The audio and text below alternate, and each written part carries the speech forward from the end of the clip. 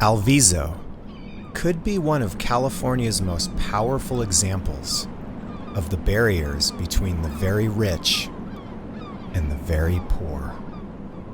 A district of the city of San Jose, nestled in the marshlands of the southern edge of San Francisco Bay, sits this predominantly working-class Latino community, quiet, all but forgotten, and surrounded by the mega wealth of the Silicon Valley.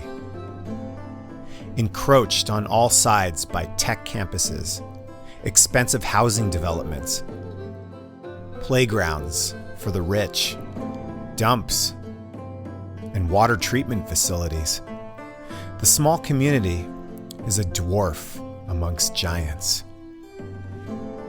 Annexed by the city of San Jose in 1968 amid much controversy, Alviso has had a history of neglect ever since, of failed projects and unfulfilled promises from the city. Sitting below sea level, it's almost been washed off the map more than once, and it's always come back. Alviso is a defiant little place, a place of resilience, of resistance. Its long battles with the city for support, for recognition, have made the news before. And now, they're making the news again. So like many other people recently, I saw a crazy sounding story in the news. It was basically about local community residents of a place called Alviso who were taking matters into their own hands and taking it upon themselves to rebuild a city park that's been neglected for decades. So I wanted to come down here myself and see what this was all about. And I ran into somebody that's spearheading this renegade project to rebuild this park. So we're gonna talk to him. So I'm here with community activist Mark Espinoza. He's been fighting for improvements in the city of Alviso for decades now. And he's got his sights set on the Alviso Park. This is Mark right here. How you doing? So this is the original park for the Alviso community. This park, actually before San Jose took it over, the community kind of made this the park. In 1968, when San Jose annexed Alviso, they had a lot of promises, and that was to build a park, a swimming pool. I believe in 1972 is when they got the park area constructed, and then by 82 is when they got the roads in here. I remember the roads being constructed. But since then, the services of the park, any kind of update, renovations, has been lacking. There has been none. This fence here is actually the same fence when I was a little kid. So, I mean, there really hasn't been, this park has actually, they haven't spent any money on this park. You see kind of like those homes over there, and then next to the homes, you'll see kind of like a grassy field. Well, they purchased all that. They built 55 homes, and then they dedicated 4.6 acres of land to the city of San Jose and said, this will be a park, and here's $450,000 to build the park. This happened in 1998, 99, and we're 23 years later, and there's no park developed. And all the money that they had for the park, they said they spent it. So today we're trying to construct that park that should have been developed or constructed 23 years ago. Issues like this are not new to Alviso. Alviso has been battling for recognition for decades. In the years since the San Francisco-San Jose Railroad bypassed Alviso in 1864, rendering it obsolete as a shipping port, it has been a neglected place. After World War II, Hispanic orchard workers, uprooted by the post-war land boom happening in the Santa Clara Valley, moved to Alviso, turning it from a near ghost town into a vibrant Chicano community, whose members instead called themselves Alvicenos. By the 1960s, San Jose city planners had started eyeing Alviso, which was still mostly marshland, for major development and pushed for annexation of the tiny town into the much larger city of San Jose. They tried 2 times and were thwarted by Alviso residents' grassroots efforts to stop the annexation. But the 3rd time was successful. The consolidation measure passed 189 votes to 180. But Alviso residents, who had hoped to create an independent Mexican-American city, challenged the election results, claiming that several non-residents were brought to town and persuaded to vote in favor of the consolidation. But the results were upheld in county court.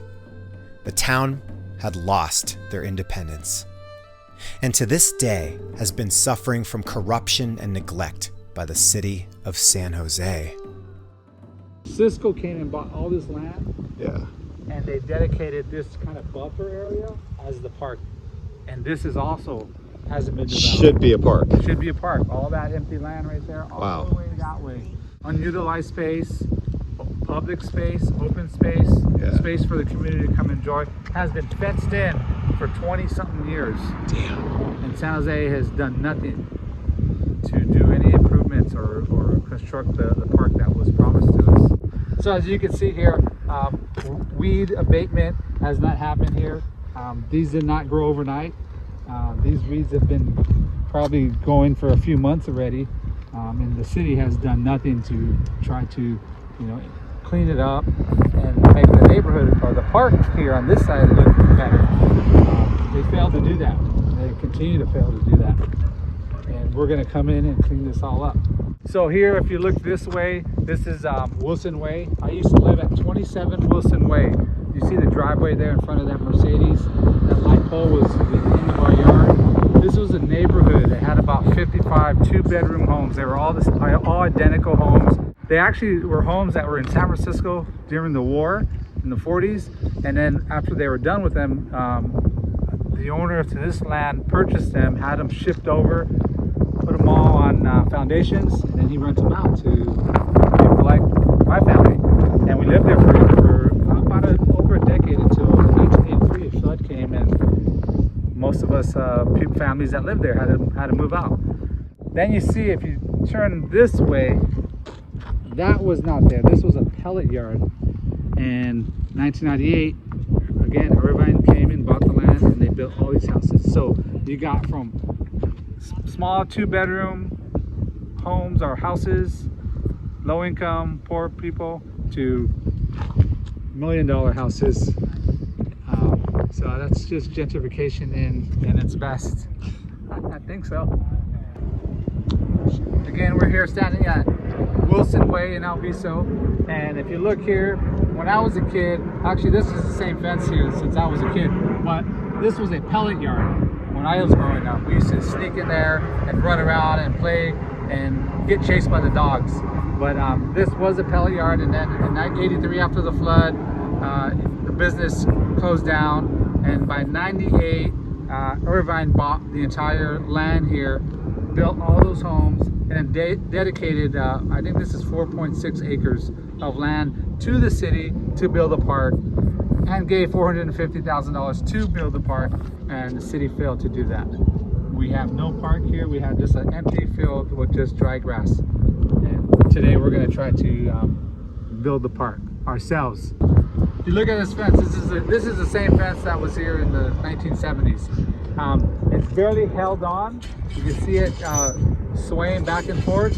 But as you walk this way, you can see the fence is now flipping up, and as kids and parents and pedestrians walk by to the park or to the school, they're in danger of getting sliced up by these sharp edges of this fence here that's been here since the 70s.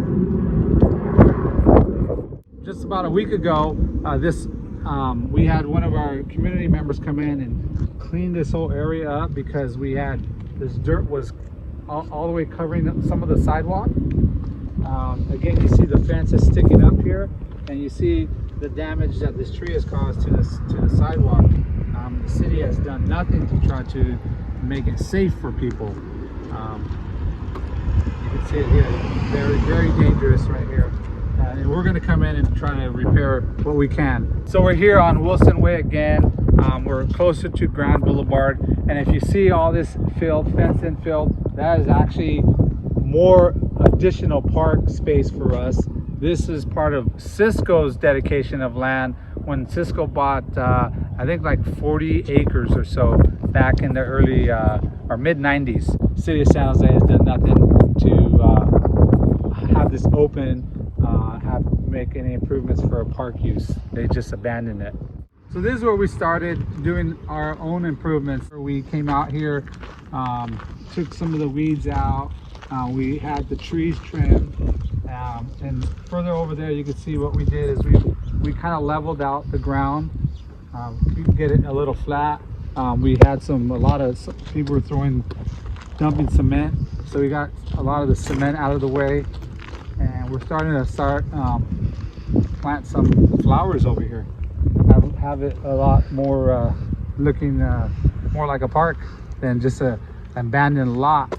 So here we are standing here at Grand Boulevard and Trinity Park Drive, and this is also part of the park that was dedicated to Alviso, and this is where we started doing the improvements. You know, this is where we actually scraped down the dirt because it was higher. We try to remove large rocks. We still have a few piles of smaller ones, and just the other day we came in and planted some these are marigold plants or flowers, and our plan is to increase flower planting here so that this looks a lot better than it has been in the past 20-something years. So if you look off in the distance, you see some warehouse buildings out there. Those buildings were purchased by Google a few years back for hundreds of millions of dollars. On the other side, you probably can't see it here, but you have Topgolf that just was built a couple years ago. So on both sides of this park, you have multi-billion-dollar companies, and you have this park that's been abandoned and no improvements, but you have revenue generating for the city of San Jose, and they don't bring it back into the community. They use it in San Jose. So just about a week ago, all this area here was full of weeds. They were so high you can walk through them and be not even seen. Well, after the media got a hold of the story and this got more public, the city parks department came out and they cut all the weeds out of here a few days ago, and they also cut some of the grass. They did some small improvements, and I'm not sure what led them to do that, because they've actually abandoned this place for several years, a couple of decades actually. So if you drive around and look at more city parks in the city of San Jose, you will see over the years all the changes and renovations to these parks.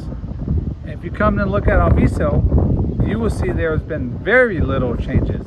And you can look over there and you can see that cement, I guess, border to the park, to that little swing set and slide. Well, that's been there since the 1970s.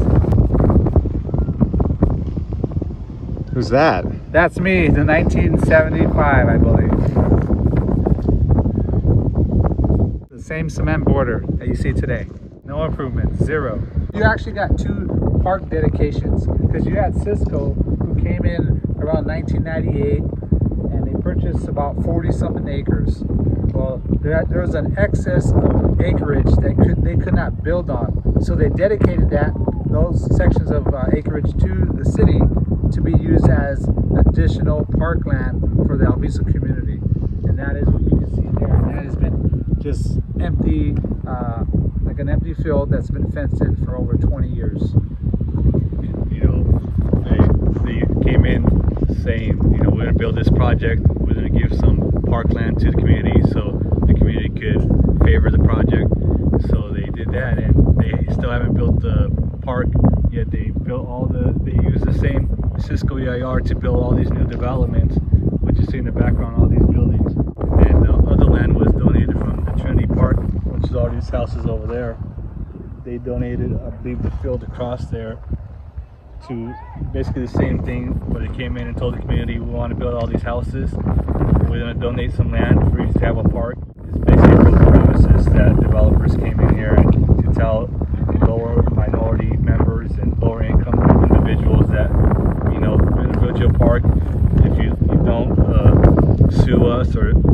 oppose our project, but here he's still standing about 20 years later, and it's still broken promises and empty fields. There's just a swamp in the middle of this field, right by the playground. It's probably not good for health of kids that might interact with this water. Who knows? You can see an oil slick on the surface of the swamp. Jeez, right by the playground. So yeah, basically this is like the Alviso Park swamp. It's been like this for over 10 years. Residents have complained that this is like a mosquito nesting grounds. Just looking at over it, you see all the lumps in the ground. You know, there's a lot of tripping hazards. There's a spot over here that's about a 3-foot hole in the ground. Let's check it out. This is a very dangerous area right here.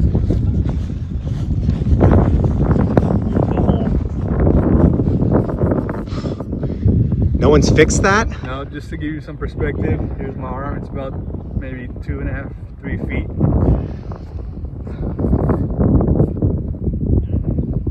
It goes all the way in there.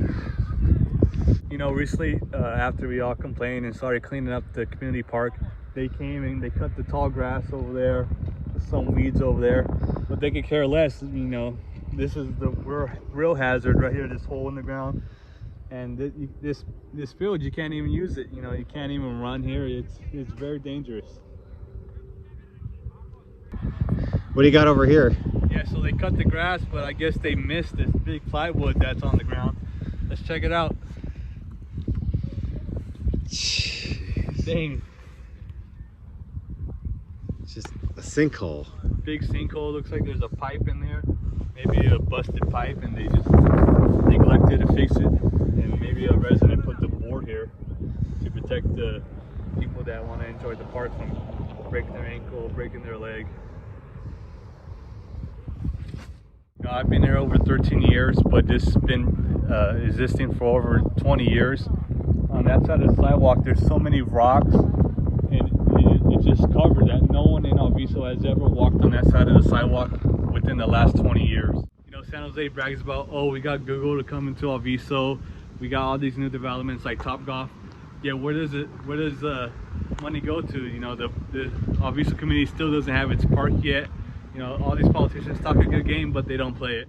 After witnessing some pretty terrible conditions in the park that were pointed out to me by Mark and his son, I decided to walk around a little bit myself and just take a look at the entire situation. And I was pretty shocked at what I saw. I really didn't expect the state of disrepair to be that bad. There was just so many things in need of fixing and maintenance and cleaning. It was quite something to see. One thing I'm really noticing here is just like they were pointing out, the Espinosas, that there's millions and millions of dollars of developments, and this park is just sandwiched in between, and here you have nothing. I mean, we're in a fully developed country, and here's a park that's just kind of maybe 1/4 built, and it's run down, and it needs to be improved and renovated, and it hasn't in decades, which is just astounding. How much money is surrounding this place, and none of it can go here. You know, the other thing is District 4, it consists of the Alviso community and larger districts throughout the San Jose area, like the Berryessa, which is probably about 10 times larger than Alviso.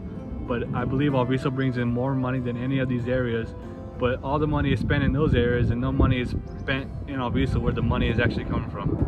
So, you know, after like 20 years in District 4, how many parks were built within that time frame? And yet, you know, they say they had no money to build the Alviso Park. You know, where the heck does all the money go? So what's the main goal of what you guys are trying to do here? So, you know, our main goal is just to try to clean up and push the city to actually build the park that they promised to the community. You know, we don't have all the funding to build this park. I think they estimated it to be about $14 million. But our goal is to get the city's attention so they can come out here and actually do what they told us. You know, they got the money for it. They already approved all the planning. So now it's time to take action.